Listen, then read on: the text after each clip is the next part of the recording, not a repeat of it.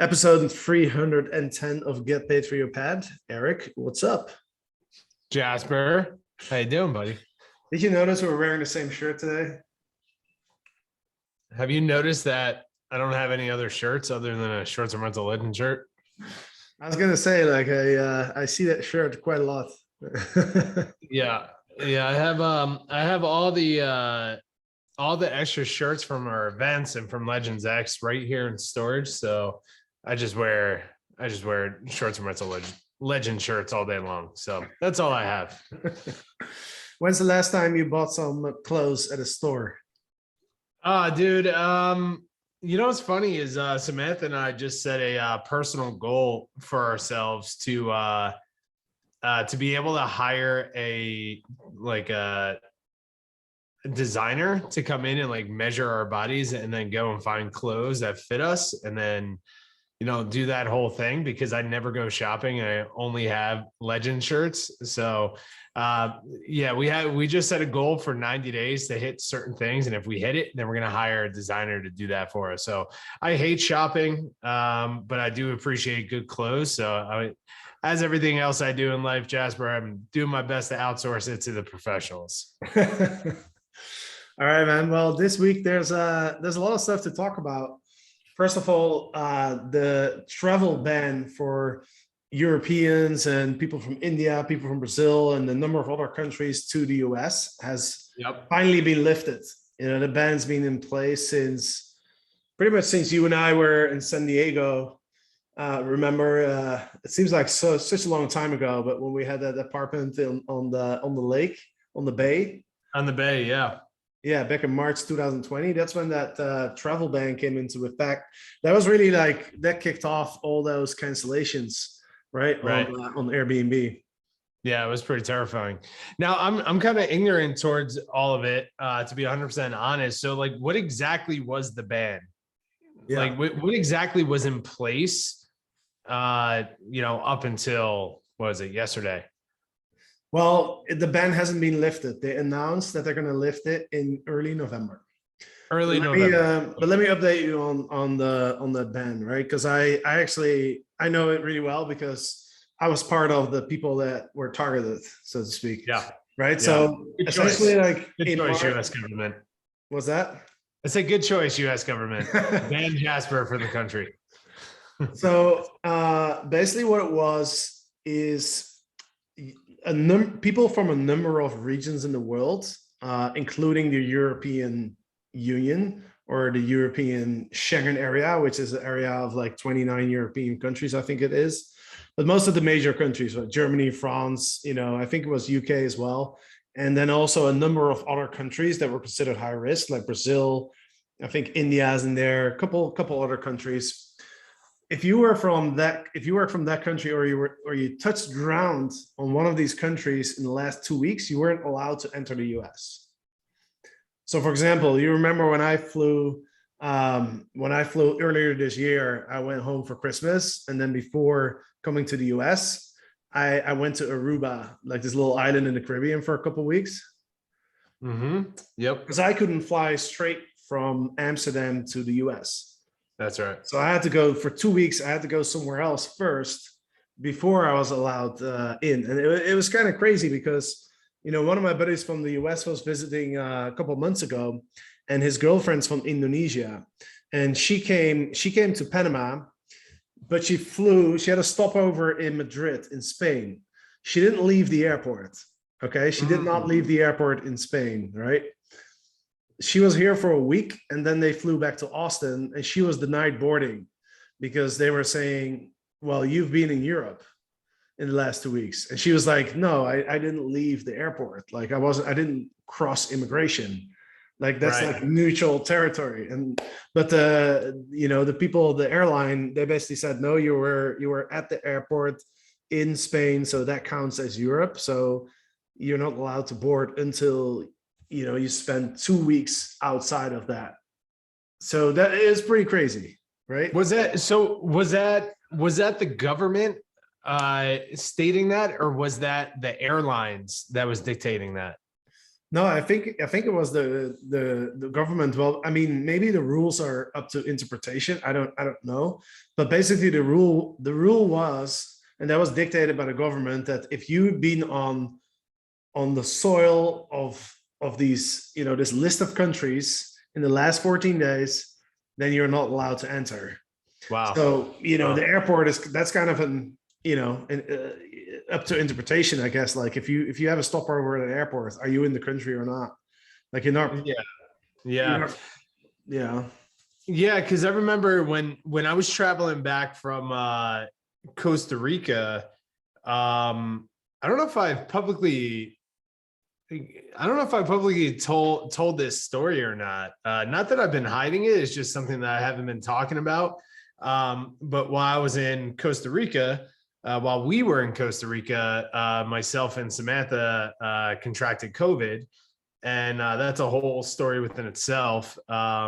Our experience of being locked down in Costa Rica with COVID in the middle of the jungle, which wasn't fun. But we quarantined. We went to the doctor, quarantined for 10 days, and then we got what was called the document of recovery. And essentially, I read on the CDC website that you are allowed to fly back into the United States once you have a negative COVID test, or you quarantine for 10 days and you have a letter from a doctor that states that you have fully recovered and you have completed your quarantine.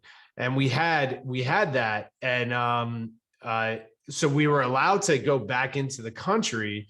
The United States allowed us to go back into the country, but the airlines, United Airlines, which I will never fly again because of this situation, they have their own rules saying that you have to quarantine for 14 days before you board their airlines, right? So they made the decision that we weren't allowed back into the country, even though we had negative tests and we had letters of recovery. So that's why I was asking that question. Like in that situation, was it the government that was blocking it, or was it one of these, air quote woke companies that have their own rules on, deciding what's happening with travel nowadays? So, but regardless, I hear that quite often of, if you step foot in certain areas that you're technically in that country.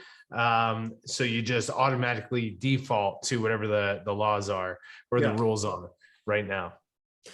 But here's the thing. I mean, this was a major, disruption to travel, right, to the US, because Europe is a massive market for certain rental hosts, Airbnb hosts in the US, right? Yep. So, I imagine very few Europeans have traveled to the US in the last year and a half, because it's such a pain in the butt if you have to, spend 2 weeks outside Europe first before you travel. Right, but also let's clarify this too. It's not just opened up to everybody, right? You have to be vaccinated to come in. Yes. So here's the thing. Starting, I think that's an important thing to talk about. Yeah, so early November, if you are vaccinated and you have a negative COVID test that's not older than 3 days, then you're allowed to travel to the US. Right. Okay. Yeah. Which I don't know the size of the population that are vaccinated in those countries, but I'm sure it's a large population. So that's exciting, right? That we can have that open commerce happening again. Oh yeah, for sure. Like, I think I don't know the exact numbers, but I imagine in Europe, probably most countries, somewhere between 50 and 80% has already been vaccinated. So by the time that this goes into effect in early November, I think by far the majority of the population in Europe will be vaccinated. And I think the negative COVID test, I think people are kind of used to that by now. So I don't think that's going to be a big barrier. No, negative COVID. I just find it interesting that you need a vaccination and a negative COVID test. And that's a whole nother podcast talk about of like, why do you need a negative COVID test if you have the vaccination? But it makes, The negative COVID test makes sense to me, right? For sure. But it's opening up. It's not open to everybody, so you have to be vaccinated. So that's something important to understand. Like, you have to be vaccinated to travel. But that's, it's great news that we're able to open up the world again and, do commerce between different nations.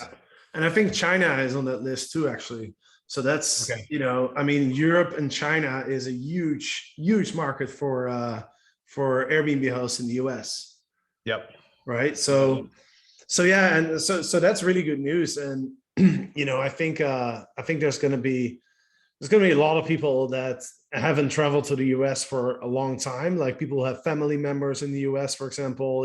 I'm thinking especially people from China. A lot of Chinese people have family members in the US, right? So I think there's going to be a big spike in November, December of people who now finally have the chance to visit the US again. So if for hosts, especially for hosts who are in the markets that get a lot of European travelers, I imagine it's going to be really good for the larger cities like Los Angeles, New York, those places, because a lot of Europeans and Chinese people travel there.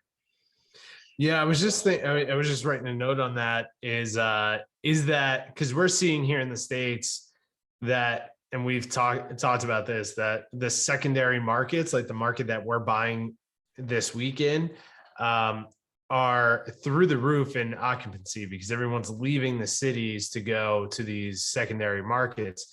So I'm curious if this is going to open up and impact in a positive way downtown cities that are kind of lagging right now in occupancy.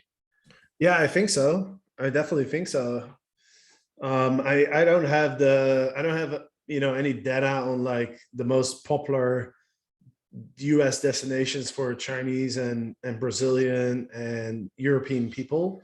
But from my experience, I know that a lot of people that I know from Europe, they love traveling to New York, to Los Angeles, because those are the big names that they know of, and the big cities with all the attractions. So I think it's mostly going to be the urban areas that are going to benefit from this. Sweet. That's amazing. So we need it. So that's great. And that leads into a report that one of our Legends X students actually shared with us. He was so shout out to Juan in the Canary Islands. Was so nice to share this AirDNA report to us. So shout out to AirDNA as well. Of course, AirDNA is the data company. They also do pricing since I think a couple months ago they introduced the pricing service as well. So shout out to AirDNA, but we're looking at a report that they put together for the VRMA conference. So that's another big event that happened this week, was the VRMA in Europe. So they have the European edition, and then they have the US edition, which I think you're going to go to that one, right, in October. Yeah. So I think it's October. What is it? October 3rd, something like that, down in Houston, Texas. So I'll be 100% honest. Like, the only reason I'm going down there is because of the network that is going to be down in that area.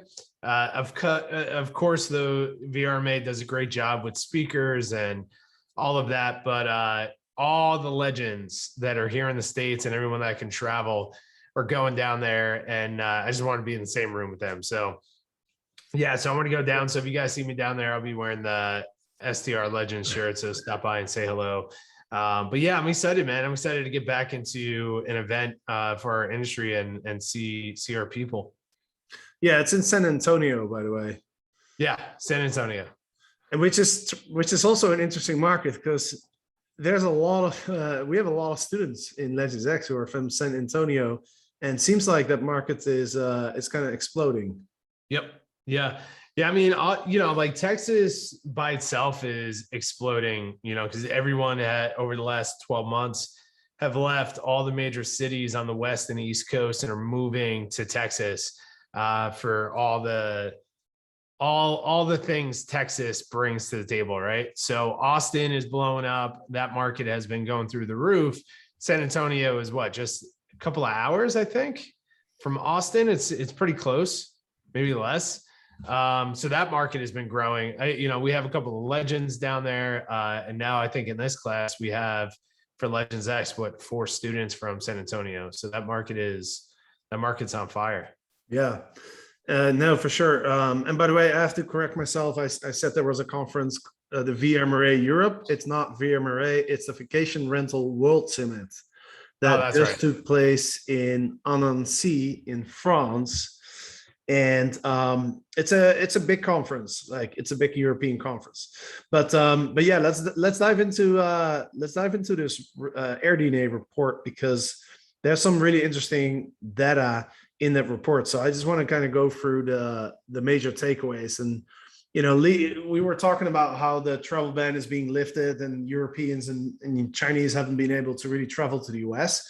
Now, what's really interesting is that they compared August 2021 global short-term rental demand versus 2019, and North America is just a couple percentage points lower in 2021 than 2019. So that is really interesting. So and all the other regions in the world are much lower than 2 years ago. So the US market right now is actually doing really, really well, which is interesting given the fact that all those tourists and all those visitors from abroad weren't able to, or are still not able to, travel to the US. Hey man, I mean, we have a lot of people in this country, right? We got a lot of people in this country. What is it, like 350 million people? So yeah, that doesn't surprise me, man. Like, it doesn't surprise me, because like being in a vacation rental market where I live in San Diego, we've seen people travel here from, like, you see the license plates from literally every part of the country, including Alaska, right, and including Hawaii, which is nuts. Like, you see people shipping their cars down here and just driving and going to all these different spots. Yeah, it doesn't surprise me. I think only, with Europe opening up and all these other countries, we're just going to see a boom over the next few months, here in the States. Yeah. And that's what I'm thinking too, is, if demand is already like kind of at pre-COVID levels without all those visitors, then I think starting November, it's gonna, there's gonna be a lot of demand for short-term rentals, for sure.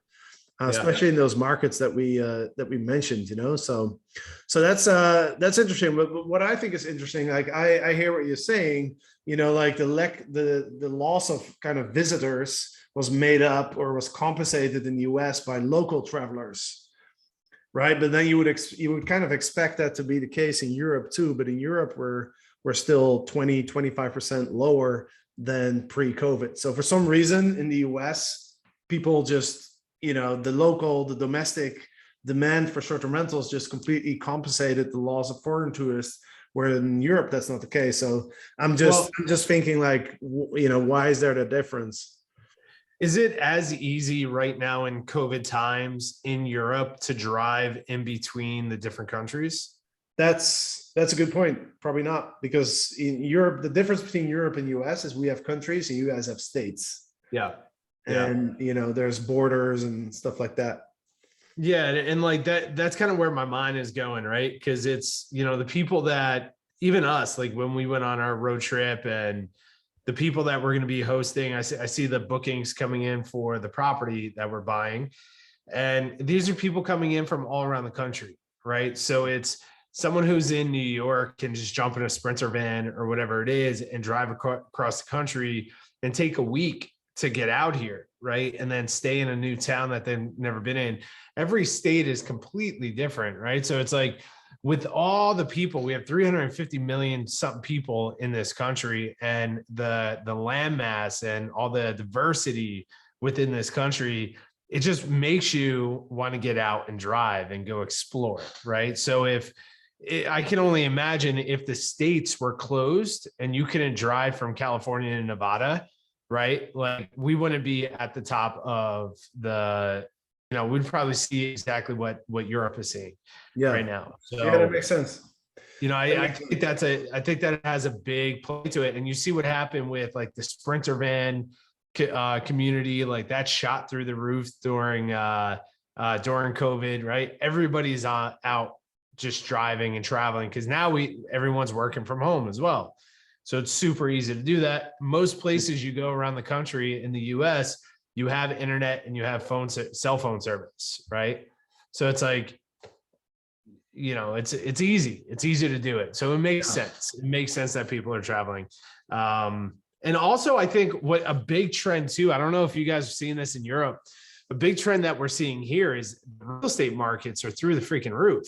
Like we're seeing record highs on sales of properties and rents, right?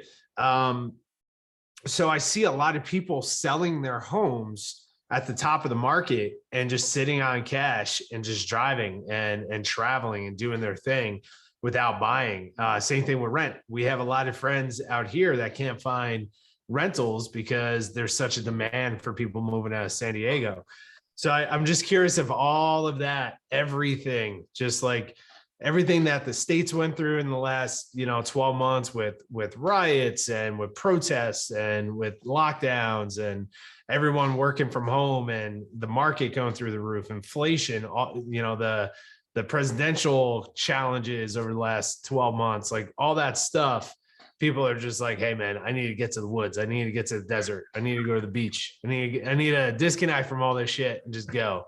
So I'm curious if that's like what's really driving these numbers for us. Yeah, no, it certainly could be. And, I remember too, in the first Legends X class, we had a lot of Australian students and Australia has been in lockdown for a long time, so I was expecting, okay, those Australian hosts are probably not doing so well, but a lot of them were actually having record years. And that's because the locals, the Australians, they like to spend a lot of money on travel, and they are now traveling inside of Australia, and they're paying higher prices than the visitor avatar that Australia attracts. So that was kind of interesting too. And I guess same is true for the US and Australia. It's one, there's no borders. So you can go, Australia is even bigger, I think, than the US. Like it's a massive country. It doesn't look like it when you look at the world map. It looks smaller. It's because for some reason, like the southern hemisphere, everything looks smaller when you look at a world map. But yeah, that makes sense. But anyway, so yeah, it's looking good for you as host. The next thing I wanted to bring up is that even though the demand in Europe was still a little bit lower than like 2 years ago, the occupancy levels just in August this month are higher than they have been anytime in the last couple of years. So I don't know exactly how that works. Like, how's the occupancy at a record high versus like, I don't know if the data is from the exact same markets, but in any case, it looks like this month in August is one of the best months that Europe has seen. So there's definitely some positive, some positive signs over there as well. A couple other interesting things that I want to point out is, did you see the demand for unique stays? Yeah, I was just looking at that actually on page 22 here. In France, right? So France percentage change in demand by property type. So from August 2021 versus August 2019, unique stays, the demand for unique stays is up 31%, right? Increased 31%. Where if you look at condos, apartments, and lofts, and now this is in France, right? To be very clear for everyone who's listening, in France, the demand for apartments, condos, and lofts are below 0%. Yeah, exactly. So the demand for those type of properties is actually lower than 2 years ago, but for unique stays, it's 30% higher. That's a big number. It's huge. That's a big number. And the most popular one is the farm stay. Yeah. So that's interesting. Yeah. I'm curious. I'm curious on what exactly that means, farm stay, because that can mean something different here in the States versus France. I know France has a lot of beautiful open land. So I'm curious what that means. But the very next one is tiny homes, Yep. right? So that's our domain that we're getting into, and that's the available listings for that is over 3,000 in France, right? So that's the second most demand driven style property, which I Yeah. think is pretty interesting. Yeah, that's right. Farm state and it's tiny homes, and then it's castle and number three. So Yeah. there's over 1,000 castles in France, which is Hey, kind of man. insane. Awesome. Yeah, no, that's definitely awesome. Another interesting observation is that larger homes are doing really well right now. Yeah. So the 4, 5 bedrooms are doing really well. Yeah, especially the 5 bedrooms are actually doing the best, and the shared rooms and private rooms and 1 bedrooms are not recovering as well as the larger homes. So that's an interesting observation as well. What are your thoughts on that? I mean, it goes back to what everybody, I think, everyone who's in the industry already knows all this right now is that, people that are traveling, they're traveling for multiple different reasons. Like it's getting harder and harder to, especially here in the States. I don't know how it is in different countries, but here in the States, we have such a unique divide on, I don't even want to call it divide. I guess it is a divide on the vaccines, right? Like all the states and cities all have different views on how they should be mandating or not mandating, requiring, not requiring vaccines and passports and all this stuff, right? It's a huge debate. Everywhere you go, it's a different type of view on it, right? So you see, like just last week, LA County, the biggest county, I believe, the biggest county in California and the biggest county in the country, population-wise, just passed a law mandating vaccine passports in all bars, restaurants, clubs, events, all of that stuff, right? And it's like, good or bad, the challenge that happens there is it makes the experience different going to that area, right? Regardless where you stand with this, it creates a different experience enjoying that city or enjoying like LA or LA County or whatever it is. It gives a different experience. It gives a different experience going to New York City because they now have that requirement as well, versus jumping in with your family and friends and renting a huge house in the mountains somewhere on a lake where you can cook your own food, create your own experiences, and just relax and disconnect from all this stuff.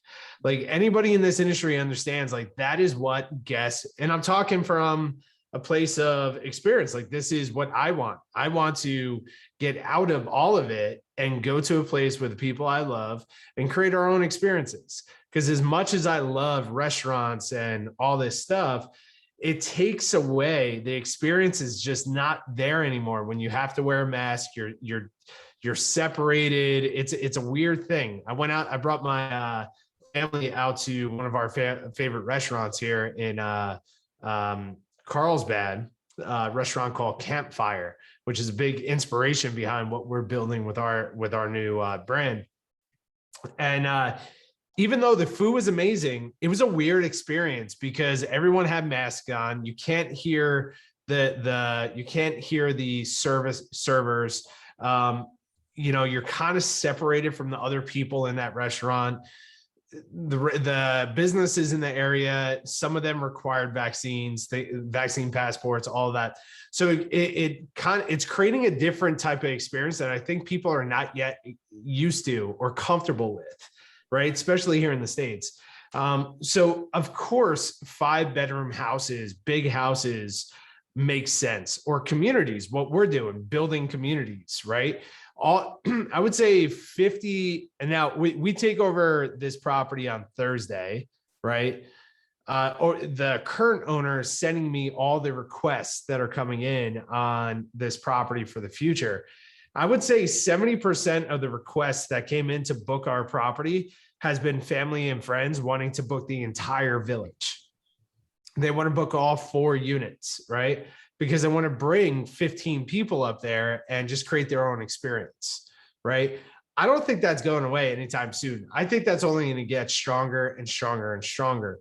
There's always going to be fun stuff to do in major cities. But when you got to go, like if you wanted to go to LA for the first time and you have to travel out there and you have to wear a mask, you have to distance, you have to, like any event, any restaurant, any club, anything like that, you're kind of in a bubble. You're following these strict rules, good or bad, whatever it is. It's a restrictive experience, right? Versus being able to book a beautiful home in the mountains or in the desert or on a farm, whatever it is. And you can create your own experience, right? And you're not being restrictive. You can forget about all this BS that's happening or all the chaos that's happening in the world.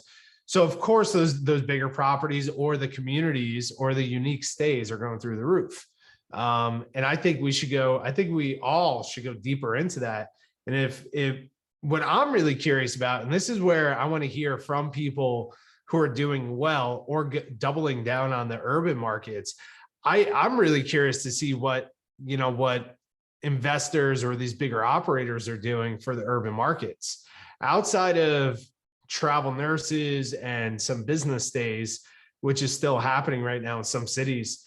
I'm curious what the play is long term, because I think long term communities, unique stays, and destination spots are going to be for at least for the next, and I'm making this up, the next 5+ years is going to be the biggest demand for travel, especially here in the States. I'm really curious to see what happens to our industry in the downtown markets. Yeah, no, for sure. And I totally understand how that experience of going to a restaurant or going to clubs, especially when you're with a bigger group, because now you have to check like, hey, is everyone vaccinated?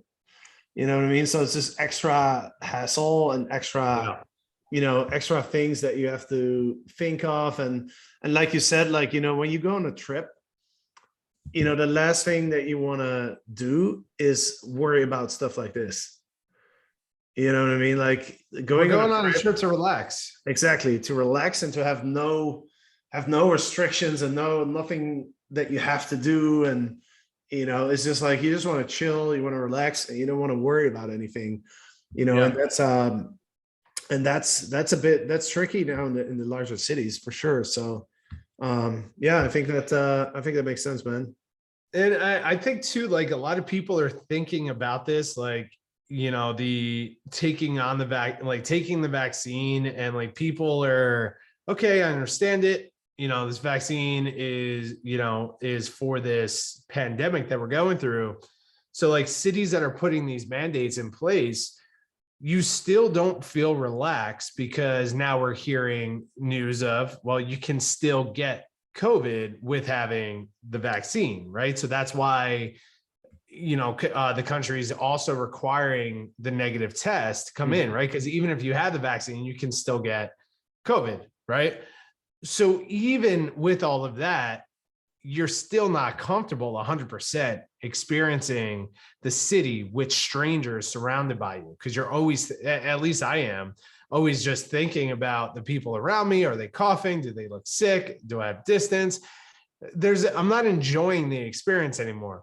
But if we go to the mountains and rent out a village or a big home, big villa, and everyone that I know is with me and we're there relaxing, creating our own experiences, hitting the mountains or whatever it is, you can finally fully disconnect. So I think that's where the boom is coming from right now. And I think over the next few years, we're going to see that demand for a long time, because I don't think we're going back to what we know is normal for quite some time.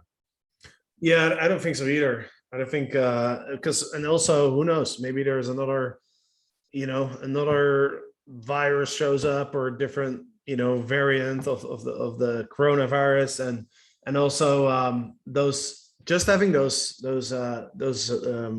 mandatory things in place is, it's just like you said, it just changes the experience. So yeah, I agree. I think it's gonna. I mean, some stuff will return somewhat to normal, but I think there's going to be long-term effects. Like we're not going completely back to how it was before, I think. Last thing I want to touch on in this report is lead times. So as people probably are aware of, the lead times went down drastically after March 2020, right? And for those who are listening who don't know what lead time is, it's basically the amount of days that people book in advance on average. That used to be 2 to 3 months before COVID. At least, like, I'm looking at this graph. This is data from France, but I don't think it's very different from major markets. That lead time went down after March 2020. It went down to about 20 days. So people weren't booking far into the future because of all the uncertainty, right, around like travel and like what was happening. And that's really recovering. It's recovering very, very fast. August 2021, it's almost up to 60 days, all the way. And back in March, it was still at 20. So that's recovering. Recovering. It just means that people are now more confident that they can travel in the future, so they're booking further out. So that's something that's important for hosts to know, that you can expect to see more bookings coming in like 1 to 3 months out. Why is that important for them? Well, it's important because if people are booking further into the future, that means that fewer people are going to book last minute, right? So you want the way that you manage your revenue, the way that you manage your pricing strategy is a little bit different. Because I mean, if you look at my property, for example, I was getting nonstop like last minute bookings. Like almost all my bookings this year came in like in the last week. So that means I'm not going to drop my prices just because I don't get booked like 2 or 3 or 4 weeks out. I'm just going to wait and keep my prices the same because I know it's going to get booked. It just happens really late. Versus now, if that's going to change, then that changes this pricing strategy, right? If people are booking a couple months in advance and there's not as many people booking last minute, then you do want to be a bit more aggressive, with your prices, bring your prices down a bit in the last couple of weeks. Right. Yeah, it's all about revenue management. That's right. So that's it's just also but other than like the for the pricing strategy, it's just a sign. It's a sign as well, right? It's a sign that people are starting to become more confident traveling. So that also tells me that demand for travel and for short-term rentals in general is probably going to go up in the next couple months because of that confidence. Yeah, I agree. So yeah, interesting stuff, man. Dude, awesome. We're buying a short-term rental property in a couple days. So next week when we talk on this podcast, we'll probably have some cool updates. Yeah, I'm pretty stoked about it. So we close hopefully Thursday, so the end of this week, and then I'm not 100% sure, but I may be up there this weekend, Friday through Sunday, going through the property, meeting with our new employees because we're buying the business. So we're also taking on 2 employees for the property, and really kind of going through it. So just for all the listeners, what we're doing is we're going to start documenting the entire experience of acquiring this property, optimizing the current listings, optimizing our cleaners, the current cleaners that have been on this property for 5 years, really just kind of going through and optimizing the whole property, but then also documenting how we get the approvals for the developments, the designs. Our plan is to add about 8 to 10 more tiny homes on this property. and really create the experience, right? Like there's a lot that we're going to be building over the next 6 to 12 months on this property, hopefully 6 months or less. But we're going to document the whole thing. So if you guys follow me on TikTok, it's Eric D. Muller. We're going to document the whole process on TikTok. That just seems to be the best channel for us. That channel has grown for us this month pretty aggressively.